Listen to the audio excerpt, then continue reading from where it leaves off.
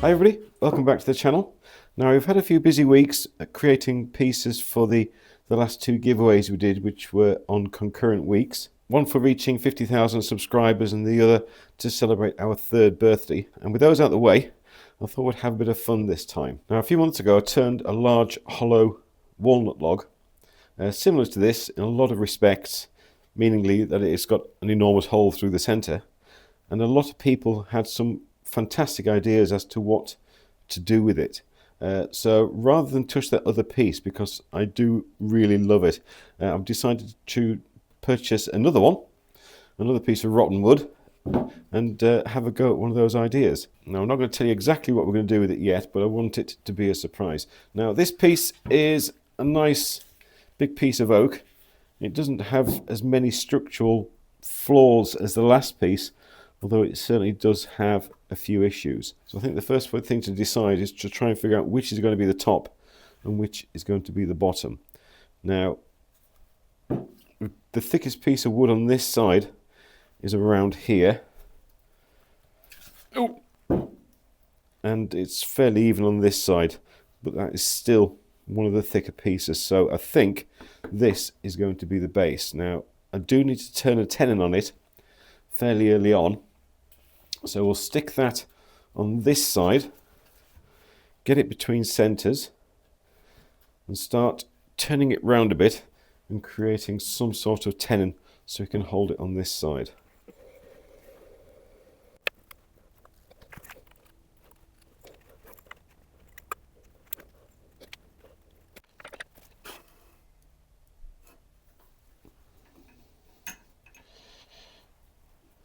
Okay, I've got it between centres. It's not fully tightened down yet because I want to see if it needs any kind of fine tweaking.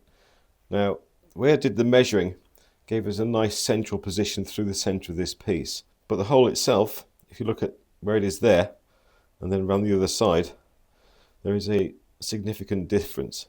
Now, I'm trying to figure out if that is going to be a problem. Although this is going to be the bottom, isn't it? What I don't want to do is have the hole coming out the bottom of where the foot is going to be. So there. It gives us a little bit. I think what I might have to do is just offset it a little bit. We'll lose a little bit of the width, but we'll gain a little bit extra on the base. Right, let's move the top as well. So that's there to there. Okay, it's within about ½ an inch. It means it's slightly out of balance now, but hopefully this hole will be more central in the piece as opposed to lopsided, and that's going to give us more wood to play with on the base. Right, so let's lock this down firmly.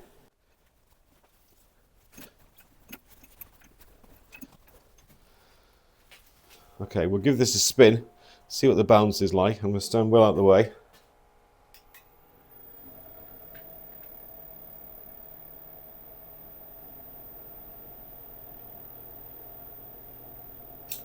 Okay, that's 540 RPM. I think that's going to be okay for us to make a start. So I'm going to go and sharpen up my ½ inch bowl gouge and we'll get started. Okay, so we're all nice and safe and ready to start. First order of business is to get this a little bit rounder than it is at the moment and start to form a tenon and a base for this piece. Now I'm not quite sure how seasoned this wood is. When I did take off the bark on the base and on the top, it did feel a little bit moist, but we'll find out more as we're going. I don't have to worry too much about cracking because that generally comes from the pith area, and we haven't got a pith area. It's all rotted away.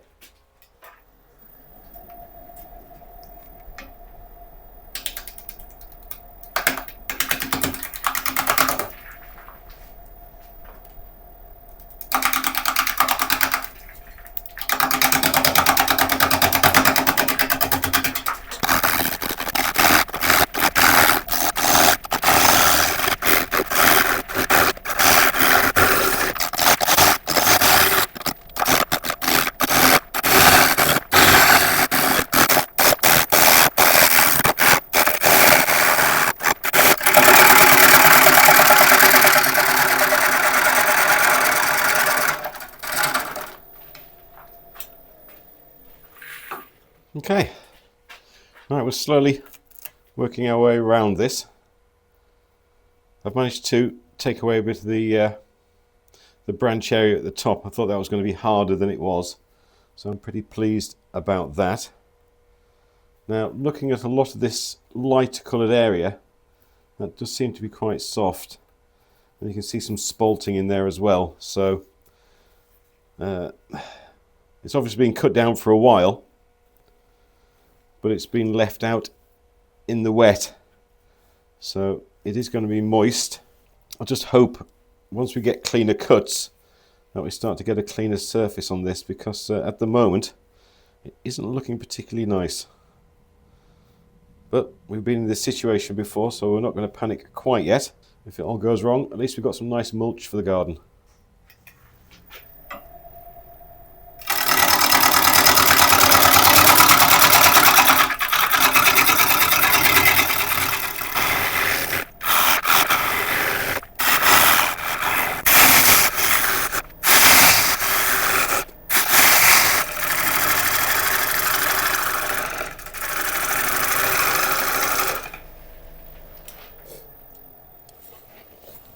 Okay, I managed to pick up the speed now to over 600 RPM, which is certainly making the cuts easier.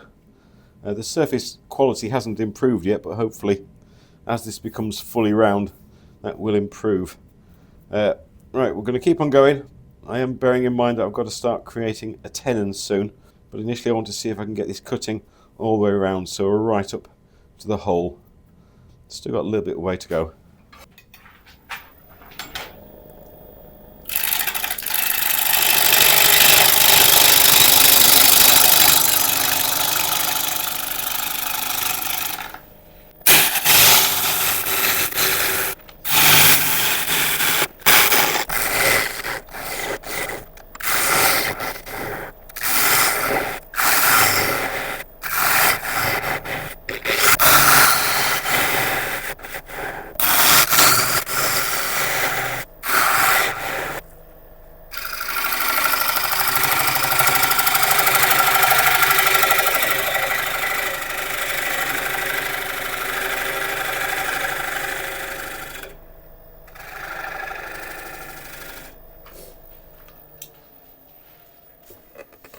Okay, we're starting to get to some nice wood on this base now, so I've started to form the tenon, and this is going to be the foot of our piece.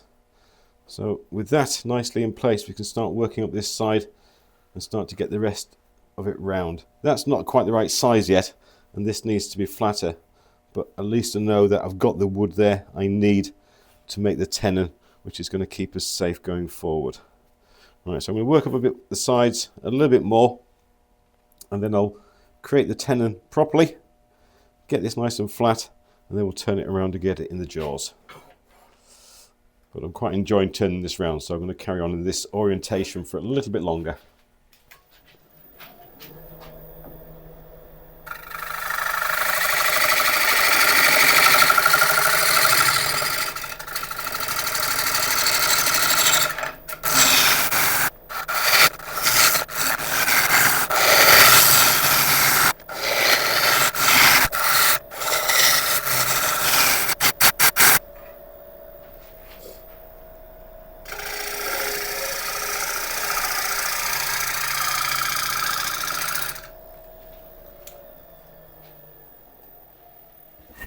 Okay, still all going well. We've still got to get up to that edge of that hole there. Looks like a bird's house from there, doesn't it? Right, keep on going, although we are making significant progress. I'm less worried about this wood than I was initially. It is still a bit soft and a little bit punky, but I'm sure we can sand it and get it looking nice.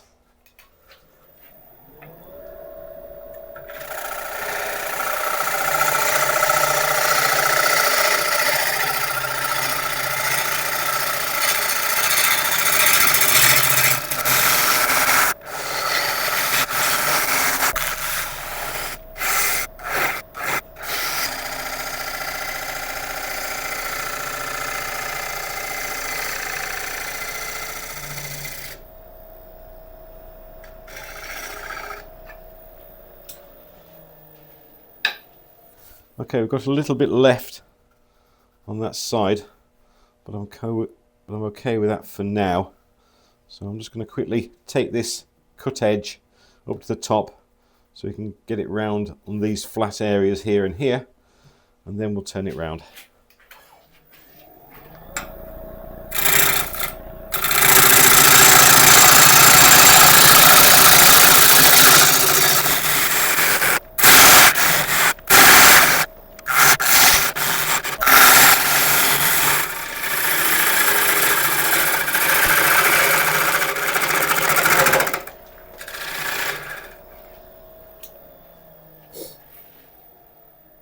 Okay, I'm going to quickly make this the right size for my extra strong jaws, and then we'll get it turned round.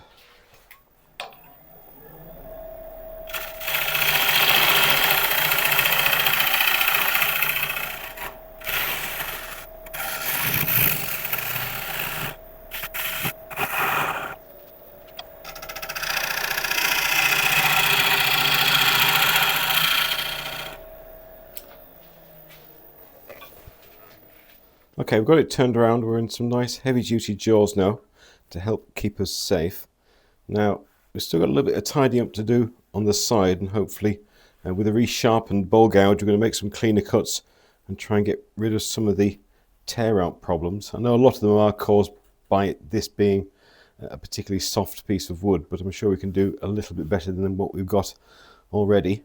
And then after that, we've got to sort out this top. At the moment, we've got almost looks like the top of a coconut at the moment, so we need to sort all that and decide what shape we're going to have up there. Now we can just turn it into a complete kind of sphere on the top, which may look okay, and I guess we'll figure that out as we're going along. So I'm going to quickly sharpen up again, and then we will continue.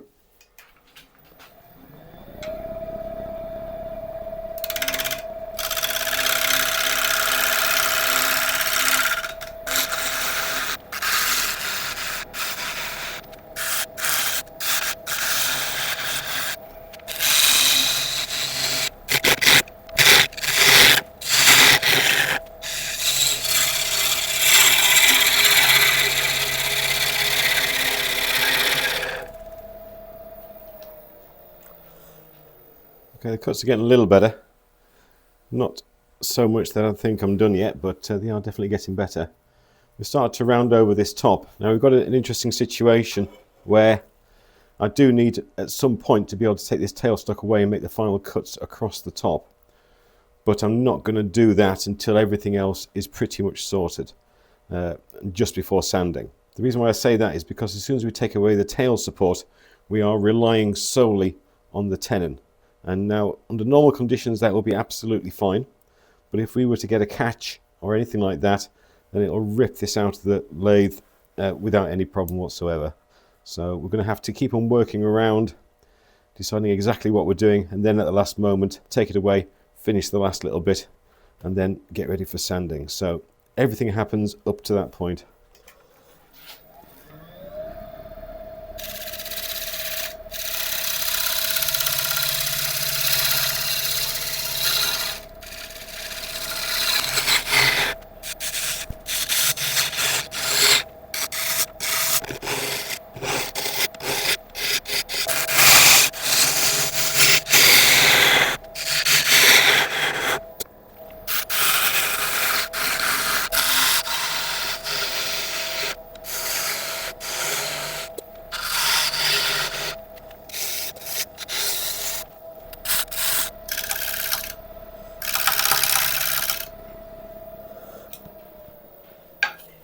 Okay, getting a lot happier with the shape of this now.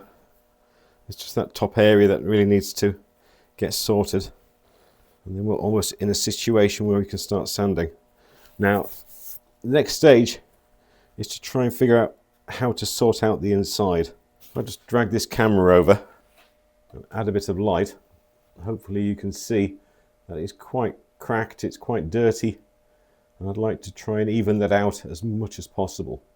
So I've got a few ideas on how to do that, and we're going to tackle that in a couple of seconds.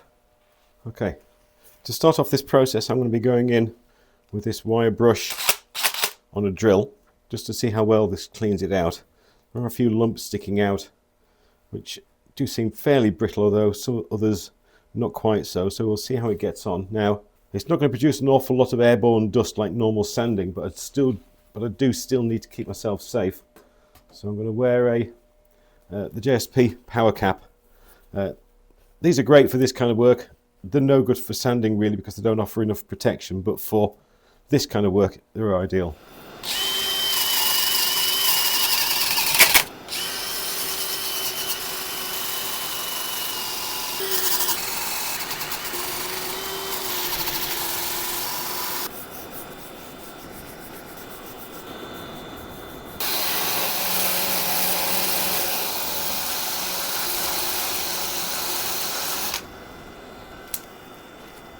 Okay, so bringing you back in for another quick look.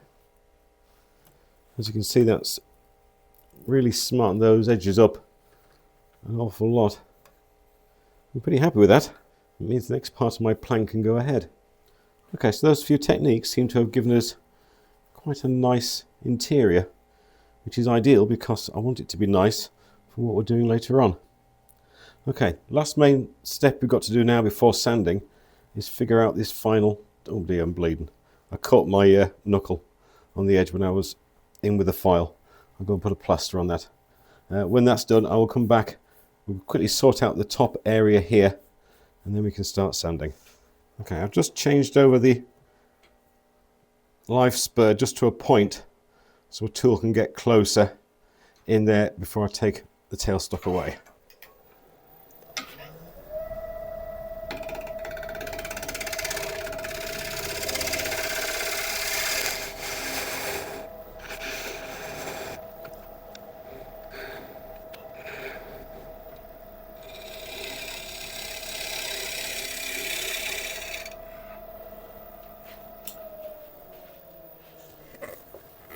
Okay, success, brilliant. I'm going to set up for sanding. I'll let you watch a bit of it, then I'll bring you back when we're done.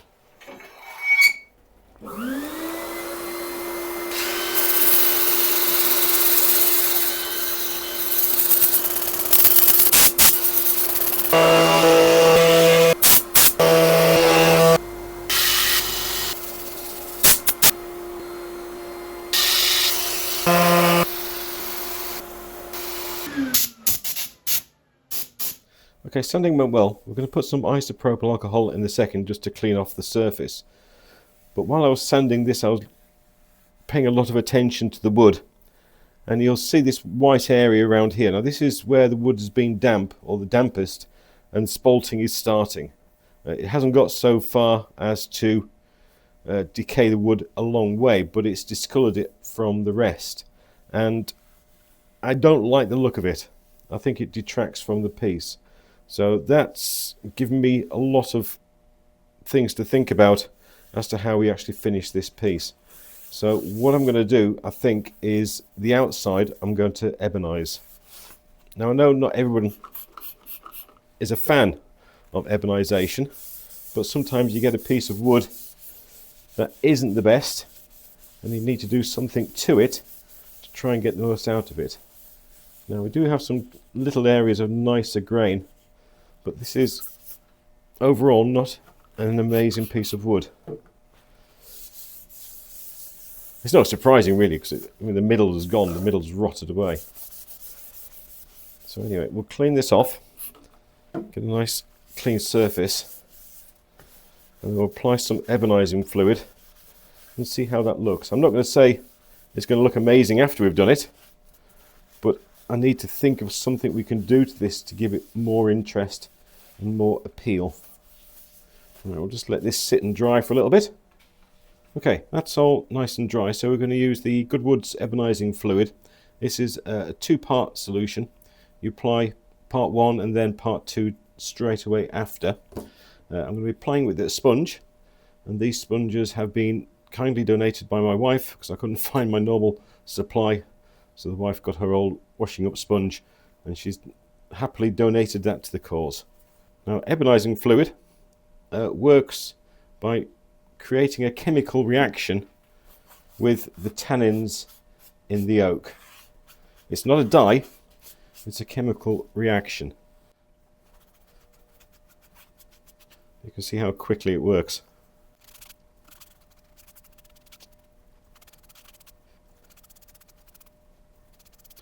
Quite interesting to see how it'll work on this softer area here.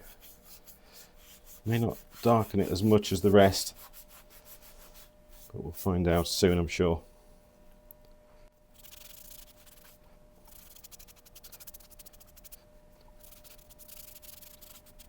Okay, that's all covered with part one, so we'll move on to part two.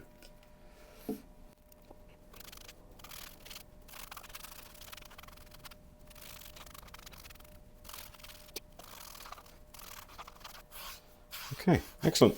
Right, I'm going to let this sit for about 20 minutes, then come back and wipe off any excess. And then I think I'll give it a quick wire wooling, because the moisture from this will have raised the grain a little bit. And then we'll either go on with a sealer or go directly on with a wax of some sort. Okay, that's had a good chance to dry. Now there are some areas like this side where it's perfectly acceptable. But then you get to this other side and it looks a little bit horrible. Some wonderful darkening around there, but it's just too patchy. This is that nasty area of wood that we're trying to get rid of. So what I'm going to do now is, in an attempt to get it an even colour, is go on with an Indian ink, again applying with a sponge. This isn't cheating, this is just changing the idea slightly. If plans don't work out the first time, then don't be afraid to say, right, that didn't work. What else can we do?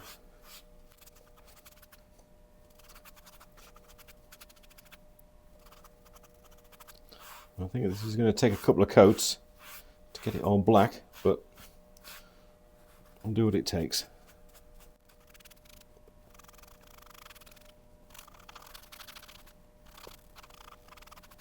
Right, I'll give this a chance to dry, and then I'll come back on with another coat, and then a third if needed. Okay, that's had 3 coats now. So I am laughing because my wife just came in, and I told her the plan, and she's just given her opinion.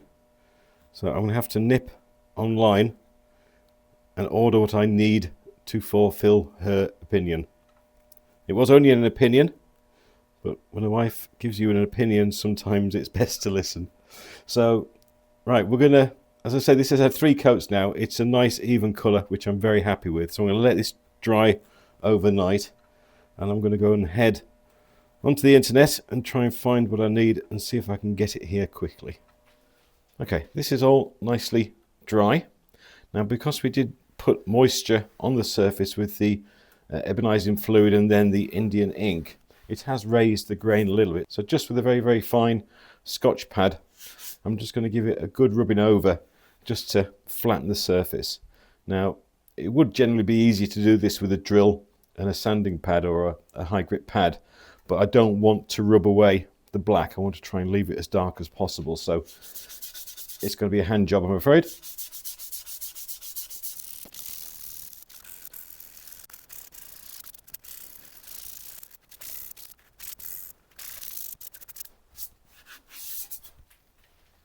Okay, and now for the next step, which will hopefully be the last step for the outside. We're going to add some embellishing wax. Now, I've got silver embellishing wax, and what this is going to do is going to sit in all of the grain pattern as it goes round, and it should highlight it and make it look really quite special.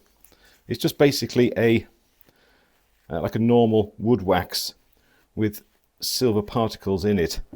So when it's swirled onto the surface, it sits in the grain and highlights it nicely. It'll also give it a nice sheen as well.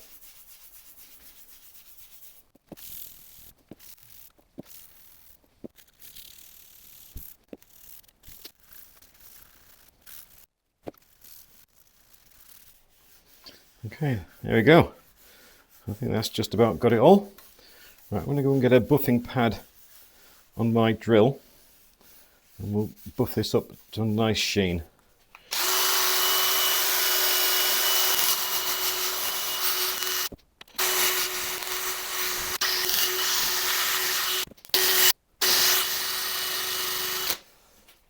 There we go. That's the outside all nicely buffed. And I honestly think that really looks nice. Considering the kind of horrible 3 or 4 tone oak we had underneath it, that's evened it out nicely and made the best of really what isn't a very nice piece of wood. Right, on to the next step.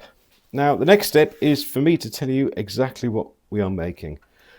When I made the previous one of the most common suggestions was to put a light inside, and that's exactly what we're going to be doing with this. I'm going to be drilling a hole up through the base, putting a small light fitting sitting in the middle there, and it's going to illuminate the inside. Now, with the inside illuminated, the best thing to have on the inside is some sort of reflective covering. Now, my initial idea, the one I was talking to my wife about last night, I was going to use a gold gilder's paste, but my wife kindly pointed out that I always use gold, why don't you do silver instead? So that is what I was going to be heading off onto the internet to try and find some gold gilder's paste. Now, the gilder's paste, it's the same as I was using on the Malibel last week, and when I bought those many moons ago, I did in fact buy a silver. I totally forgot I had it, but when I looked through the cupboard, there it was. So we didn't have to go on the internet, we didn't have to pay ridiculous amounts for overnight postage, so here we go. So the next step now is to cover the entire inside with gilder's paste.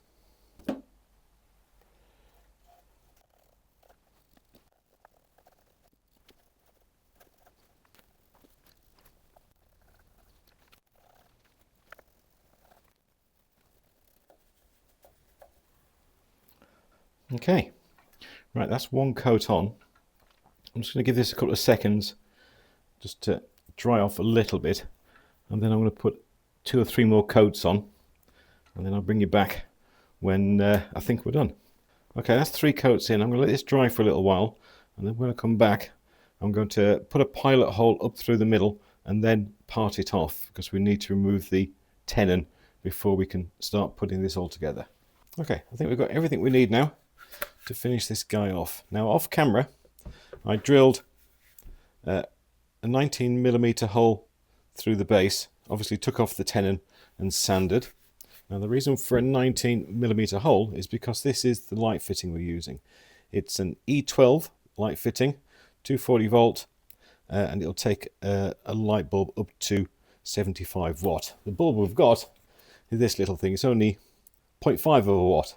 So at some point that may need to be increased to something brighter, but we'll see how it goes. Now, a couple of the next steps we've got to do. First of all, we've got to drill a hole out of the back of this piece for our cable to come out of.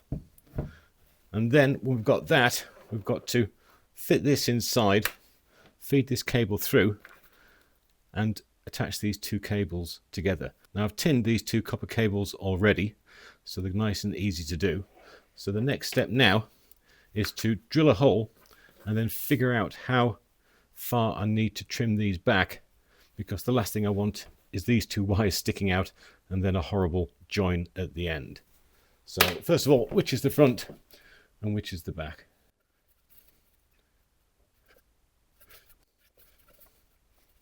Right, I think I'm going to use that as the front.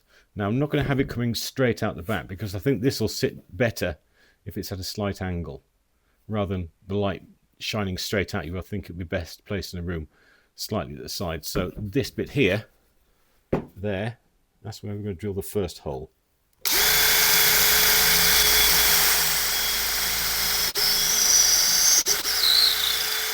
There we go, excellent. Right, now obviously this socket is going to fit in our hole at the top, and guessing, I reckon it needs to come off about there, so at least that join is going to be inside the hole. So I'm going to cut this off. I have spares, don't worry. And then strip these wires back so we can join them.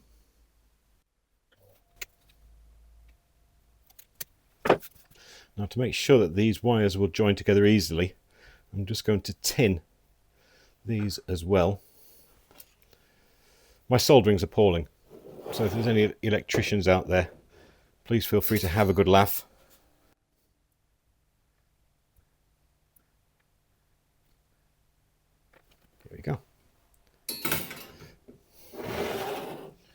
Right, now, after giving this a lot of thought, obviously the best way to do this now is to feed the wire in through the hole, out through the top, join it, and then push everything back through. Okay, we'll feed these two cables through and then up out the top.